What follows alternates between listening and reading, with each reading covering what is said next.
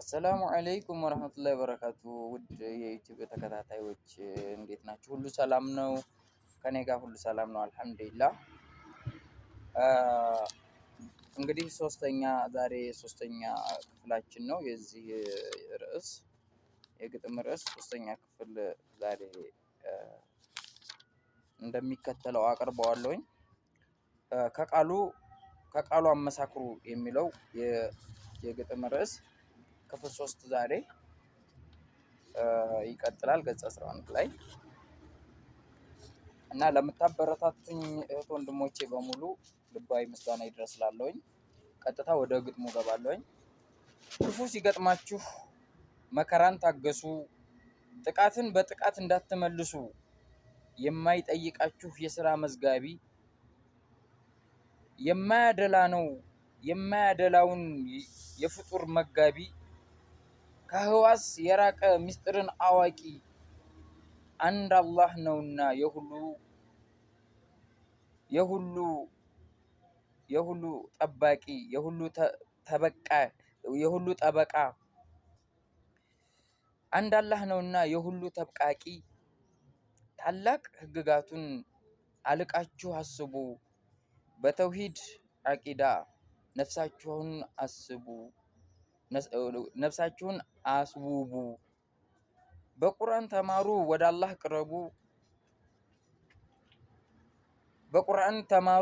አላህ ቅረቡ፣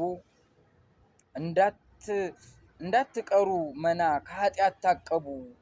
ህልምና ቅዠትን በእውነት ተርጉሙ፣ አንድ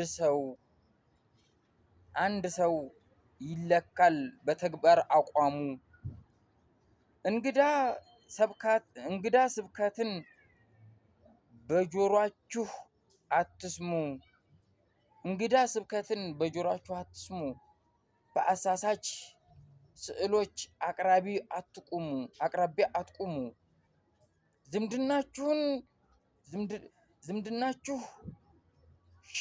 ሻክሮ እንዳትዳከሙ፣ መጪውን ተንብየው ለህዝበ ሙስሊሙ። በፍርዱ ቀን መምጫ ዋናው መዳረሻ፣ ከቀላል እስከ ከባድ የክስተት መነሻ።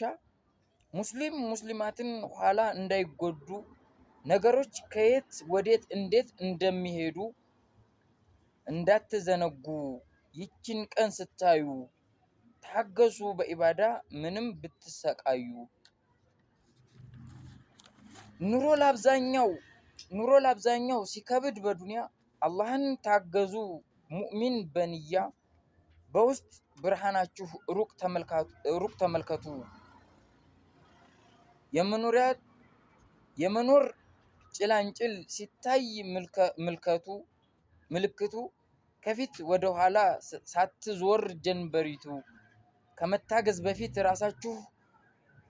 ራሳችሁን አበርቱ። ተቅዋ ለመሸመት በስራ ዝመቱ፣ የማይወራረስ ማይነጣጠል ሀብቱ። ለሰው ልጅ ጠቃሚ ብቸኛው ንብረቱ፣ ለነፍስ ግርማ ሞገስ ዲኑ ነው ውበቱ። ትንሹን ማጋራት እጅግ ተጠንቀቁ፣ ሰርታችሁ አታውጁ እንዲሰሙ እንዲያውቁ። ደሃ ነን ብላችሁ እንዳትጨነቁ፣ አይቀርም ስጦታው አላህ ነው ረዚቁ። በወንድማችሁ ላይ አትሁኑ ምቀኛ፣ በእውቀት አነጹን የአላህ መልእክተኛ። መስማት ማድረግ ነበር የኢማን መመዘኛ። እኔነቴን ባየው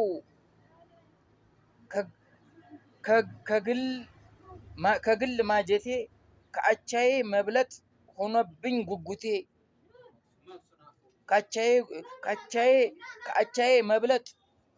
ጉጉቴ። ሮሮ ሳበዛ ቀላሉን አግዝፌ፣ የጀርባዬን ታሪክ ኃጢአቴን ቀለሜን ጽፌ። ቀልቤ እንደዘነጋ ሳይጠራ እድፌ፣ ነቢ ያወገዙትን ነብዩ ያወገዙትን በነፍስ ታቅፌ ሳልጠልቅ እንዳይመጣ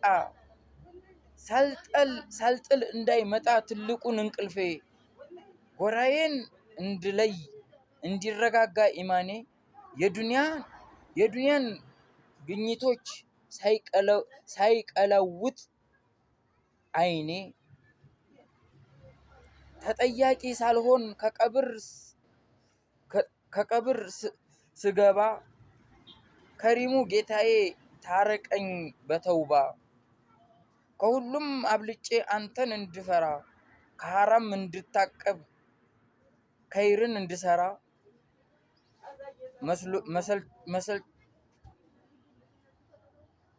ምስሎቼን ሁሉ ምራን ወደ ቅኑ መሰሎቼን ሁሉ ምራን ወደ ቅኑ ነብዩ ባቀኑት ባዘዘው ቁርአኑ ስሜት ህዋሳችን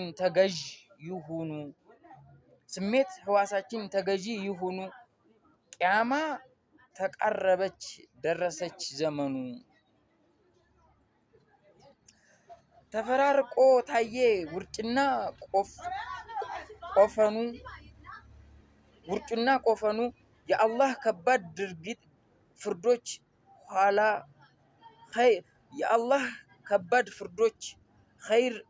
ኸይር እየሆኑ ሰማይና ምድር እስከሚዳፈኑ